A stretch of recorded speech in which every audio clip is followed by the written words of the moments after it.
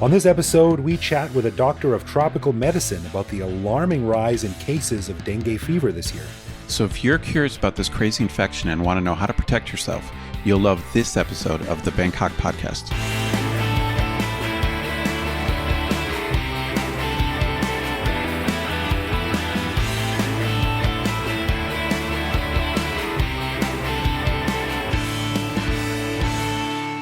Sawadee krap, you're joined by the Bangkok podcast.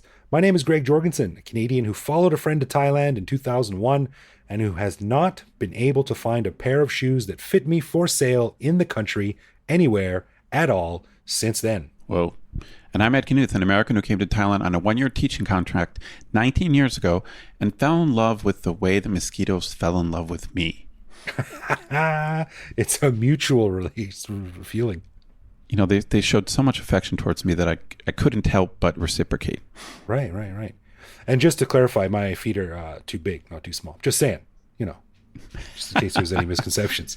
Yeah, we don't want anyone to misunderstand that. Right, just saying. We want to say a quick thank you to one of our patrons, Michael DeRosiers, who supports us at the show Shoutout Level.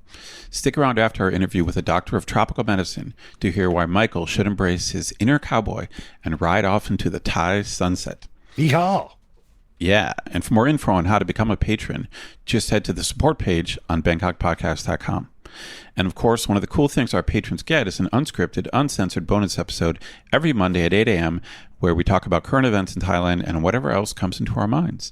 We just finished recording this week's bonus show, and we chatted about how strong the Thai baht is affecting tourism in a few of Thailand's top tourist spots, as well as a graph that Greg saw that shows the average annual temperature for Thailand for each year starting in 1901, and what that says about our monthly power bill. Yeah, spoiler, not much good, that's for sure.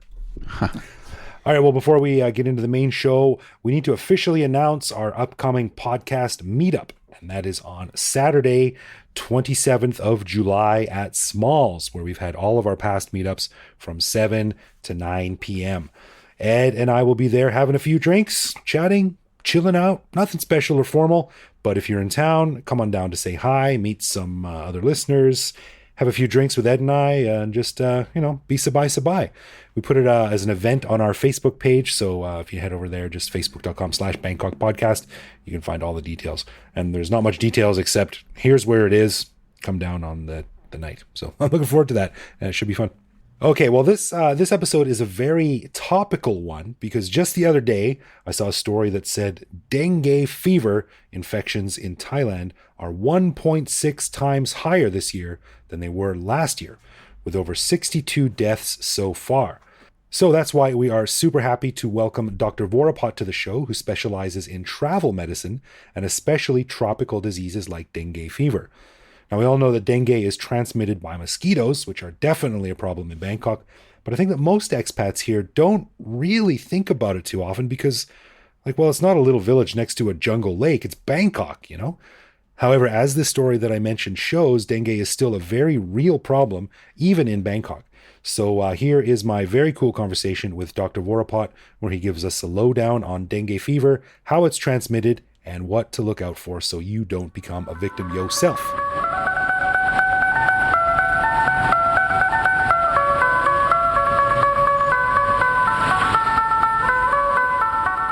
All right, well, we're super happy to have someone on the show that I've wanted to get on for a long time, and this is Dr. Vorapot, who is a third-year resident in the Faculty of Tropical Medicine in Bangkok, and we're psyched to have someone of his depth of knowledge on the show because this is a topic that I've been wanting to talk about for a long time. So, Dr. Vorapot, welcome to the Bangkok podcast. Thank you for coming on. Thank you. Good afternoon, Greg. Yeah. Well, the reason I wanted to have you on is because I remember when I first came to Thailand, and this was a long time ago, so things might be different now, but the first thing people tell you in the States or in Canada or most Western countries when they say, I'm going to Thailand, do you have your shots? Mm-hmm. Are you going to take your medicine? Mm-hmm. Do you have your pills? So I think people are really scared about malaria and dengue fever and all these strange tropical diseases that we don't have back in Western countries. So that is always a big issue for people visiting. But as you live here longer and longer, you kind of lose interest, you lose knowledge, and it doesn't become a big problem. But the other day I saw a story in the Bangkok Post, and the title of the story was "The Silent Assassin," which sounds very scary. And it said that Thailand has seen a staggering rise in dengue infections with more than double the amount of fatalities than all of last year. Only 6 months in, Thailand has over 26,000 infected cases with 41 deaths. So I thought it'd be really interesting to talk about. What do you think about this story? Is it just trying to scare people, or is it a real problem? Actually, the updated cases now in Thailand is more than that. Really? Yeah, because I look into the data on 25th of June from the Center for Disease Control in Thailand, and they report 35,000 cases in Wow. Thailand right now. 35. So it's gone up almost 10,000 since this story came out. Yes, Just probably a few weeks ago now. That's right. So I mean, I'm working in a travel clinic in Bangkok, and we see a lot of travelers who come to get some shots. And one thing I always tell travelers or foreigners to avoid or to prevent is mosquito-borne diseases, which is quite a big problem in Thailand. Yeah. I think a lot of people think that in Bangkok it's not a problem because it's a big city and there's not a lot of open green spaces or still water. Unless you go and sit on a restaurant over a klong somewhere drinking some lao khao or something like that. But it is a problem in Bangkok. So it is a problem. Before we discussing further, we have to think like a mosquito. Okay. So there are like few species of the mosquito that can transmit the disease. Different mosquito love different breeding environment. They breed at the different place. Okay. For example, the mosquito named Anopheles, which transmit malaria, they breed in the crystal clear water in the forest. So you can find this mosquito in like a border area, heavily forested border area, Thailand, Cambodia, Thailand, Myanmar, Thailand, Laos. Okay. But there are some other species of mosquito. We call it Aedes, which is they can breed at any type of water, and you can have like polluted, contaminated water. It can breed it there too. So they're like the punk mosquitoes, the badass mosquitoes. You can put it in that way too. Yeah. So the first one, what was it called? Anopheles. Anopheles. And the second one? Aedes. Okay. Actually, we have a third one as well. I don't know if you address it. We call it Culex mosquito. Okay. Which transmitted another disease called Japanese encephalitis. Oh, that's also can be fatal as well. That can be fatal as well. Right, but right. The biggest problem right now is the Aedes mosquito, Right. which can transmit it, not only dengue, which we will focus on today, but also Zika and chikungunya. Okay. So malaria then isn't a big problem in Bangkok because the Anopheles mosquito doesn't like Bangkok. Yes. But dengue is That's a problem because the Aedes mosquito Yes. likes Bangkok. Wow, Yes, I sound that's like a scientist. Yeah. That's really interesting. I remember a friend of mine I used to know a long time ago. She used to be here, and she was involved in tropical medicine in some way, and she moved on to South America. And she said her life's work was going to be to eradicate mosquitoes, to kill every single one of them. And she says that it wouldn't affect any ecosystem. It wouldn't have any negative effect. If they were all gone, no one would notice and no one would care. Is that true? So we human, we create a lot of some artificial source of waters, such as when we put flower in the vase, Yeah. the water there can be the good source of breeding place of mosquito. Right. When it's raining and it's raining to some kind of view, for example, unused view. And it can be a breeding source of mosquito as well. So it's very hard to get rid of the source of mosquito, especially Aedes mosquito, where they can breed everywhere, under every source of water. They sound pretty tough. Yes, Yeah. they're tough. So why are cases on the rise then? I mean, we're 6 months into 2019 and there's already more than double the number of cases from all of last year. What happened? When we look into the past, it's predictable that the case of dengue will be rise in rainy season because they breathe in water, right? The mosquito. So if we have a lot of water, it's a good source. It's a good source for breeding and for the egg to hatch. So the case of dengue will rise in this season. The May, June, July, August, and it's going down in September. This Sure. is the trend. Every year. Every year, that makes sense. actually. However, it's like we may see a case of dengue to happen more and more, maybe because of first global warming, and also people moving more and more to Bangkok to find jobs and crowded population. Actually, the number you see, 35,000 is like total. In Thailand. In Thailand, right, Thailand. okay. It's not only in Bangkok. In Bangkok, around 2,000 cases was reported this year. 2,000. Okay. But still alarmingly high. Right. Is there a vaccine against it? Against dengue? So there is a vaccine. I mean, in the market right now, there is a vaccine for dengue infection. However, we do not recommend for traveler populations. The reasons behind this is very complicated, but Oh, wow. yeah, I mean, first I may want to talk about what happens after the mosquito bite first. Okay. So after the mosquito bite you, if that mosquito have dengue virus in it, it may take around 3 to 7 days to develop some symptom, which Okay. is we call this incubation period. Yep. The period between the mosquito bite you and the symptom present. Okay, the symptoms will there's a wide range of symptoms. You can have just asymptomatic. You can feel nothing. You can have like mild symptom up to like severe fevers, headache, and everything.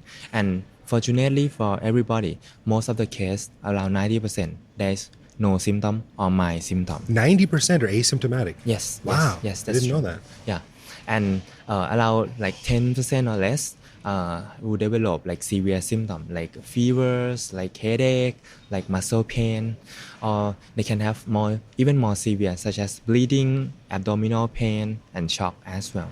Right. So to give you more scientific knowledge, so we have 4 types. Generally speaking, we have 4 types of dengue: dengue 1, dengue 2, dengue 3, and dengue 4. Okay. So in one lifetime, people can get more than 1 time of dengue infection. Oh, really? So if you're in hospital for dengue 1 and then you get out, oh, that was good, but I'm glad I'm better now. And the next week you could be back in hospital? In this kind of immunity against it, after you get one type of dengue infection, you will develop kind of pan serotype immunities for around 6 months to 1 year. Okay. And after that, the pan immunities will wane off, and you can live up to immunity up to protection up to 1 type of dengue. Oh, So okay. you are still prone to other 3 types of dengue, but not in the weeks. You are prone next season, for example, next year, you are still prone to that. So if someone has dengue 4 times, they're like Superman, dengue Superman. They'll never get it again. Theoretically, they will have no symptom. But the case that we most concerned is the secondary infection. After the first dengue infection happens, and they like recovery and well, and they have the second time of dengue infection. The researcher believe that this will cause more severe of dengue. It's like secondary dengue infections. Oh, and so it's worse the second time around. Yes. Wow. Okay. So that's why we want to explain about the vaccine. So this type of vaccine is a type of vaccine which we call live attenuated vaccine. So it's like resembles the natural infections. So if someone like foreigners, you just arrive in Thailand and you never exposed to dengue before, we give you the vaccines.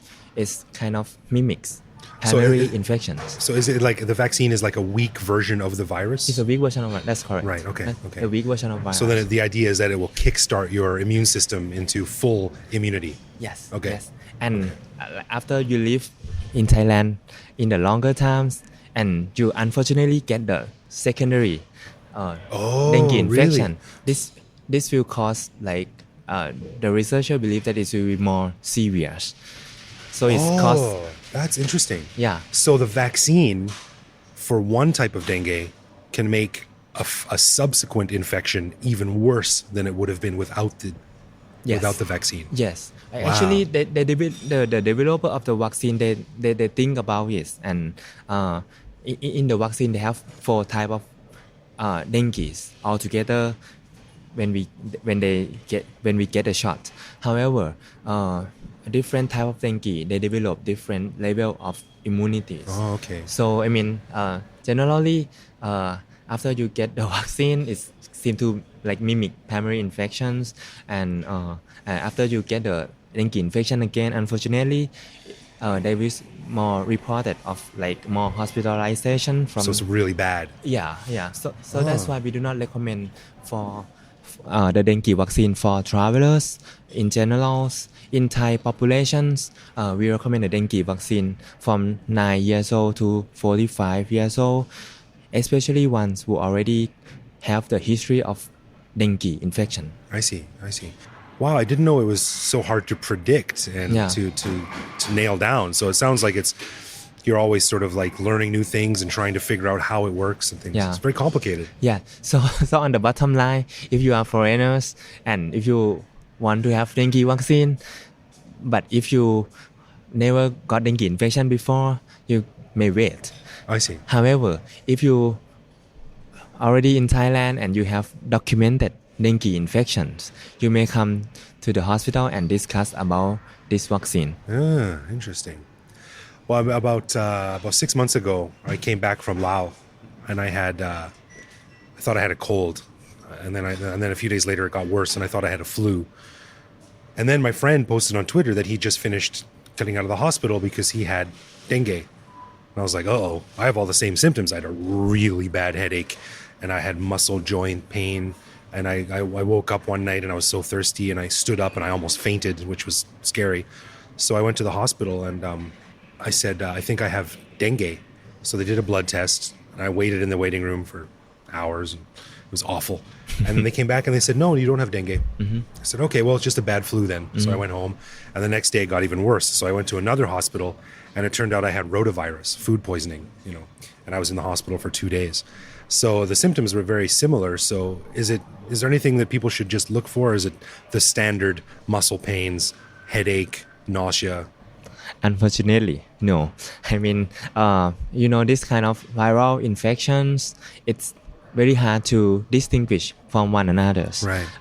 Dengue infection, even Zika and chikungunya, which can also transmitted by mosquito, they present with the same range of unspecific fevers. Right. And even influenza or common cold, they can have some kind of fever as well. So I mean, it's very hard to distinguish one from another.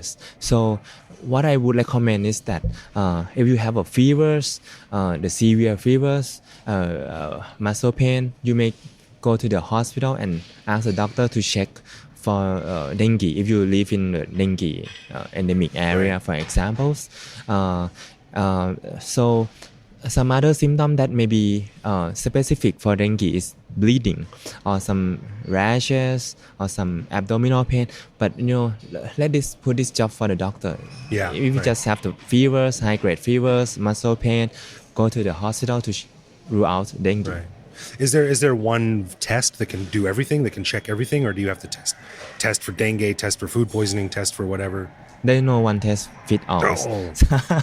So after you come to the hospital, we have to ask you a lot of questions and Right. to see what is your most likely to be, and to save the cost of yourself as well. Yeah. As a patient.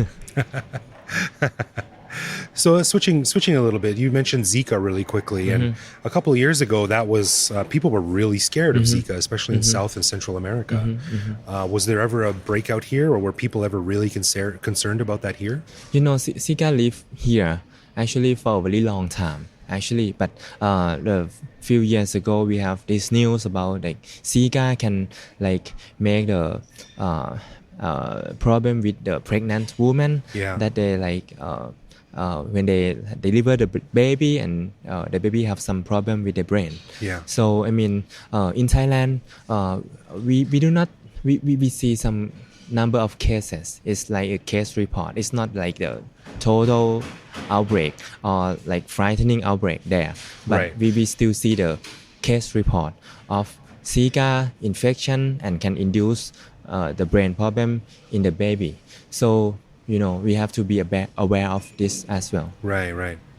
One thing is I because I work most of the time in a travel clinic, and foreigners come to see me all the time on these issues of Really? mosquito-borne diseases and other diseases that can maybe preventable in Thailand. So I always like educate them about how to avoidance of this issue. We have the mnemonics, A, B, C, D, E. Mnemonics, right? Mnemonics, yes. So the A is awareness of risk. Okay. So you should aware that you may have risk of mosquito-borne disease. For example, in Thailand, especially in Bangkok, you have risk of dengue, Zika, and chikungunya. Okay. So B is by prevention. So I mean the best way to protect these diseases, not vaccine, it's by avoidance. You should wear all the clothes, sleep in the Mosquito nets. mosquito net Bug spray. or the air conditioned room. Right. And for the mosquito spray, I always emphasize the travelers or the foreigners to use the mosquito spray with substantial amount of DEET Right. chemical component. Right. Which I mean, I satisfied with the DEET more than 20%, but you can look up for the DEET maybe more or less on this Okay. number. Okay. This is B. Yeah. So it's then C. C is check for the vaccine. Some of the mosquito-borne diseases have vaccine, which is benefit for the foreigners, such as Japanese encephalitis. Japanese encephalitis is another mosquito-borne disease transmitted by the mosquito called Culex. Okay. It is also reported in the travelers who are coming to travel in Thailand as well. There is no reported in Bangkok, but like in Nakhon Pathom province, I see. and the Chiang Mai, northern part of Thailand, even southern Iceland, they have report of the Really? Japanese encephalitis as Wow. well. And every like children's right now, Thai children, they give the government give this vaccine to every children born. Okay. So I mean, it's recommend for the traveler who stay here for long term. Check their vaccine. Check the vaccine. Okay. This is A, B, C, and then D is diagnosis. So if you got a fever, high-grade fevers, just go to the hospital. Don't wait for the bleeding to occur. So go to the hospital. Yeah. If you suspected of this kind of diseases, we can check it for you. Okay. And then the last is E. E is environmental. So all around you in the house, they have like a lot of a source of water which can be a breeding place for Right, the okay. mosquito, such as like some jars, or we use unused spaces that can have like water inside. This is a good place for the mosquito, especially the Aedes mosquito, Right. which can transmit dengue. They love it. Yeah. So try to dry up all those things. And dry up is not enough. They may leave some eggs, so you should clean those. Clean all the containers. Yeah, that's right. Clean out the containers which may contain its eggs, because the eggs of the mosquito, this type of mosquito, they are very endurance. Really? So yeah, you can they can like stay dry for years, and the next rainy season they can hatch. Whole year? Yeah. Those little They- bastards. Yes, they can hatch again. Wow. So clean up all the container, not only dry but clean it up as well. Right. So this is like ABCDE. Yeah. Oh, that's cool. Okay. So as we're finishing up here, what kinds of things do you talk about when you get together with other travel medicine doctors? Like, what's the coolest, latest, newest research? What are the issues that are really concerning you? What are people talking about in your industry in terms of tropical diseases? In tropical disease, we focus on prevent the things to happen rather than if the problem happens and we like kind of like clean it up. Oh, So yeah, yeah. in terms of prevention, we always discuss about the vaccinations, because especially dengue. Right now we only have like one dengue vaccine in use, but in the later years, the scientists is like developing the NIH, the others private pharmaceutical companies. They are developing dengue vaccine, which may be more safe and like more usable amongst others. And also they have some medication that can maybe prevent you from such as malaria. People's always when foreigners come to Thailand, they always concerns about malaria, which is like not a problem in Bangkok, but if like they are like going into some heavily forested place or some others country that have high incidence of malaria, right? They are developing like new drug to have a prophylaxis effect that can last longer. So you don't have to take the malaria pills every day to prevent it. You can maybe have like weekly pills, some kind of those kind of things. Okay, so there's a significant amount of research still being done. Cool. But most of the things I would advise traveler to like use your common sense. Right. Most of the time it happens like the traveler styliers like avoid what you are eating. Yeah. Mosquito borne diseases. Avoid like don't go out naked. It's really common sense kind of thing. So I want to like emphasize traffic accident. For example, it's like this is a problem that can be easily preventable, but it's like often like missed out. Right. I think it just also just self-education. I mean, do your research into where you're going and what the risks are. Like I look back when I first came here, and I was an idiot. I didn't know what was going on. Like I literally thought I would be walking through jungles and up in waterfalls and hacking through vines and stuff. And I came to Bangkok and I ended up sitting in a Starbucks most of the time, So my impression of what I was going to experience was way off. It was not even close to reality. So I think for especially for people coming here for the first time, they should really get a realistic idea of what to expect. It would help us a lot too. Yeah. And if you are not sure what you are like want to prepare or anything, you can go to the travel clinic for the like prevention methods. Yeah.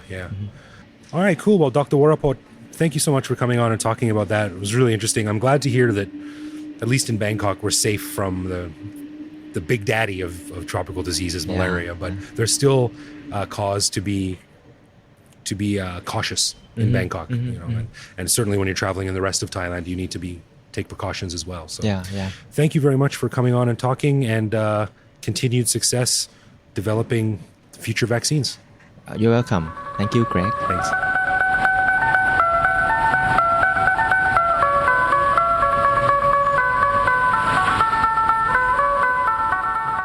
Wow. So I wish I knew some of that before. I got dengue last year. Right. We talked about it on the show at the time, and it didn't sound fun, man. I've never had it, but it doesn't sound fun. Yeah, I think I had a not too strong a case of it. So I think I got a little bit lucky. But damn, I was pretty much out of commission for like 2 to 3 days. I mean, just out of commission. Like a complete write-off, right? Yeah. I was curled up in bed, like in the fetal position, like shivering. Oh, geez. Yeah. Well, our buddy Andrew, he had it last year as well, too. And I think he was knocked out for like 2 weeks. So it's not something that you ever want. And like I said, I never think of it. If I get bit by a mosquito in Thailand, I just think like, you little bastard. I never think like, ooh, I hope that's not dengue. Because you don't really think of it here. It doesn't happen that often, at least not in my life. But I guess it's starting to. So we got to be on the lookout. Well, if it happened to me, it can happen to you. That's right. That's where you look right at the camera and point in. It can happen to you. All right, let's get into some love, loathe, or live with, where one of us surprises the other guy with a particular aspect of living in Bangkok, which we then discuss and decide if it's something we love about living here, loathe about living here, or have come to accept as just a part of the crazy life we live in Bangkok. So this week, it's my turn. All right, well, I know this I'm going to use my mother-in-law as an example here, although I know it happens all throughout the country with all kinds of people.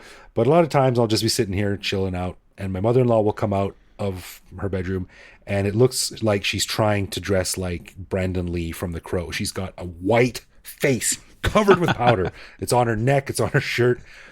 I think Thais just really like putting powder, baby powder, on their face, on their necks, on their armpits, on their backs. Yeah. What's your general impression of this? Interesting. I think this is completely accurate. I feel like Thai people like to, number one, I think they just like to use powder more, like just baby powder or whatever it is. It's just more popular. I don't remember so many people even using it back home. And then I also think they're more open about it in that it's not like they throw powder on themselves and then like pat it off or wipe it off. It's like, just walking down the street, they'll be heavily powdered, like at 10 a.m. in the morning. Right.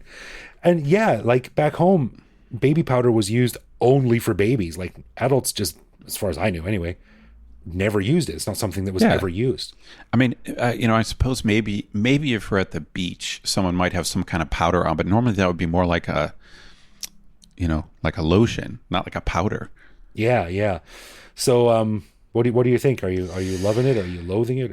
Or I guess it's not quite obnoxious enough to loathe. Although if it was happening in my bathroom every day, I might go loathe. So I've been pretty lucky with my wife in that she's not an over powderer.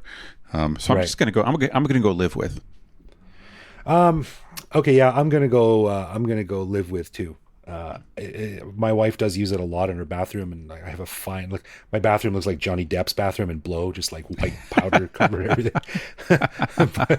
but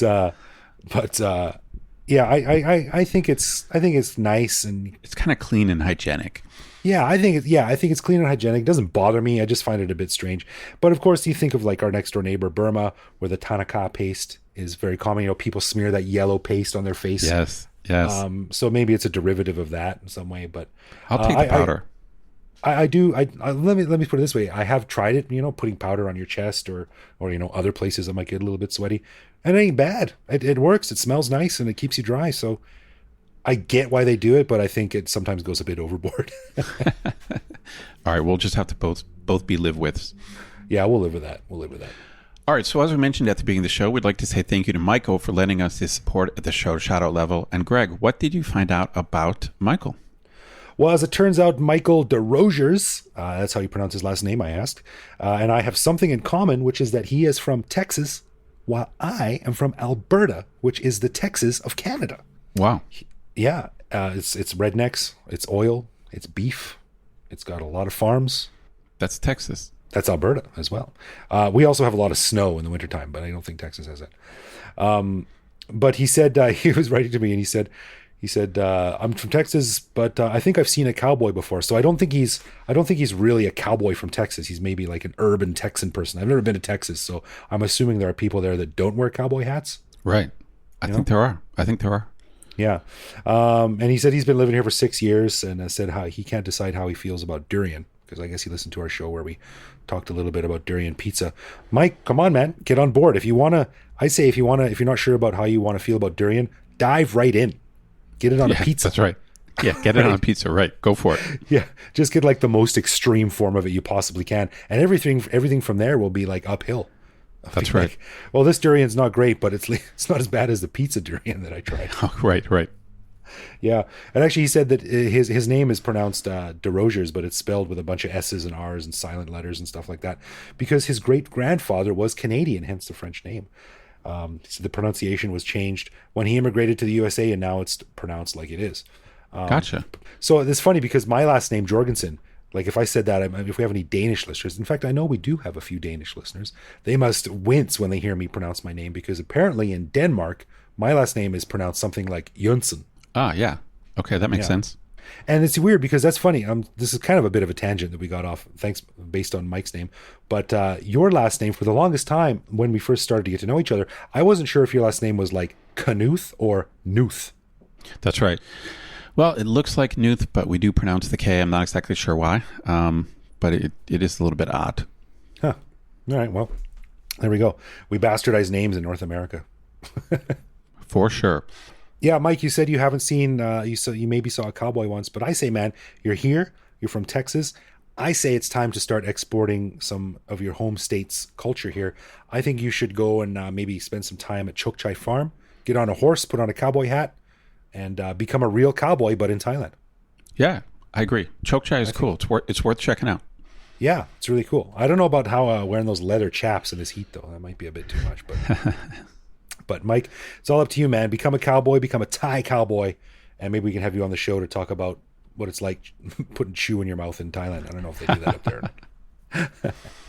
All right. Well, a huge thanks to all of our lovely patrons. As you know, we don't run ads or have sponsors, so we really, really do appreciate the support we get from our patrons.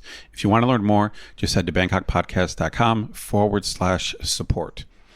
And if you want to get in touch with us, it's easy. Bangkok Podcast on social media, bangkokpodcast.com on the web, or simply bangkokpodcast@gmail.com. We are very polite, and if you write, we will answer. Yeah, you can also find each episode on YouTube, and you can also follow us online where we post each episode and carry on conversations with our listeners. That'd be you. You can also reach out to me directly on Twitter, where I'm BKK Greg. So thanks for listening, everyone, and we'll see you back here next week.